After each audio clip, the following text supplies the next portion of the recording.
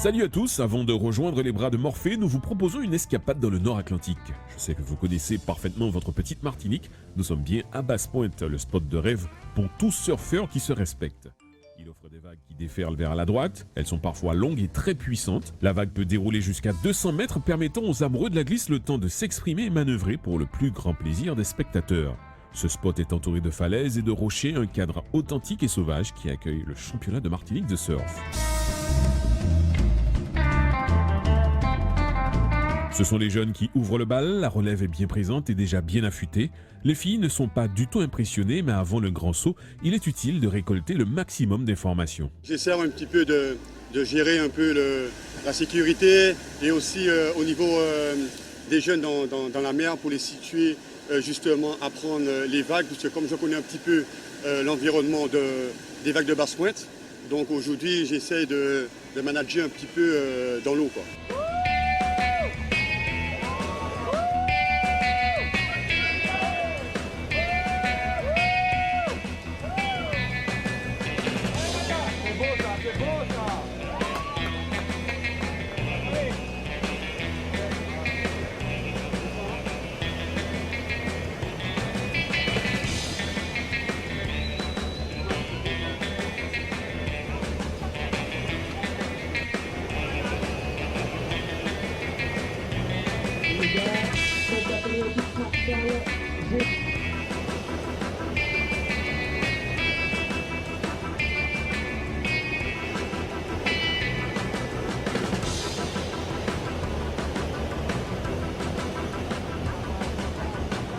Et les conseils sont suivis à la lettre, une belle bagarre entre filles en longboard open qui tourne en faveur de Gaëlle en jaune.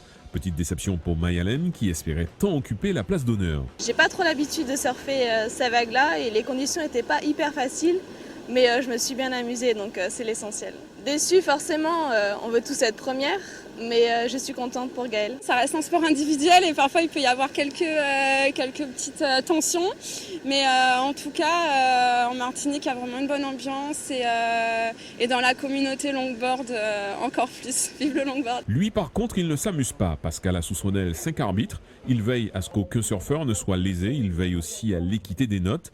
Il faut avoir l'œil et le bon à cet exercice, le staff est bien rodé. Il faut rester concentré parce que les vagues elles s'enchaînent, il y a des séries, quand il y a la série tu peux avoir plusieurs vagues et les compétiteurs ils sont 4 dans l'eau et ça va dans tous les sens. Et surtout il faut avoir une bonne mémoire parce qu'il faut bien mémoriser les vagues de tous les compétiteurs de façon à pouvoir faire la différence entre chaque compétiteur. Il y a les vagues de série déjà, la partie où le surfeur tape dans la truc et les manœuvres qu'il fait.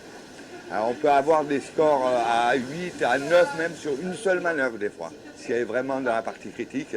Donc on regarde le bottom, c'est-à-dire que le surfeur descend bien en bas avant de taper sa manœuvre, la gerbe qu'il y a autour et la difficulté des manœuvres. Maintenant les compétiteurs, on leur donne les scores en temps réel, comme ça ils savent où ils en sont dans leur série, ils savent le score qu'il leur faut.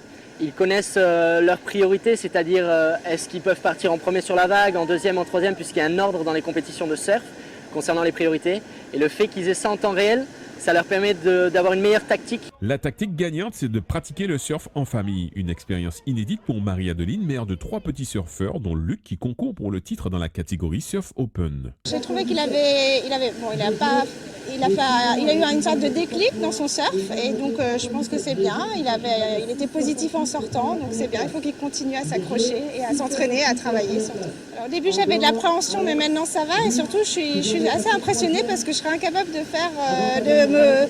me confronter comme ça et à la mer et aux autres et aux juges, etc. Donc je suis assez fière d'eux quand ils tentent les compétitions malgré qu'il y a un bon niveau, un très bon niveau. J'ai participé aux Open, j'ai fait les quarts et demi-finales. T'es content ? Oui, je suis assez content. Mais la deuxième série, j'ai pas réussi à passer, mais je suis quand même content. J'ai essayé de faire de mon mieux et j'ai quand même réussi à obtenir des scores.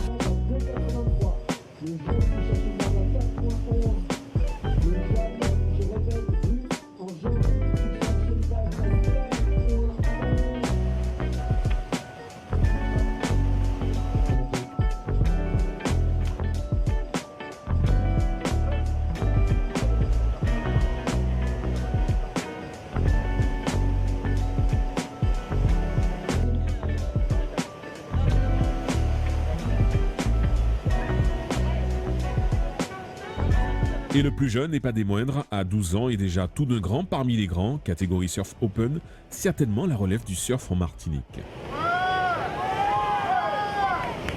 Je ne m'attendais pas à aller jusqu'en demi-finale.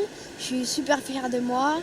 À l'eau, j'étais un peu stressée, surtout à la dernière là, parce que ils étaient tous les deux beaucoup plus forts que moi, mais voilà, c'était pour m'amuser. Maintenant, l'heure est au bilan. On a les conditions réunies avec de très bonnes vagues. Le temps il est super.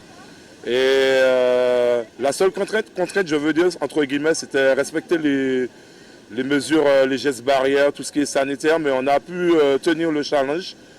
Et voilà, c'est une bonne journée, tout le monde est content. Et les compétiteurs, ils attendaient d'être en challenge, hein, parce qu'on a été confinés et on avait envie de challenge, de compétition, de se confronter.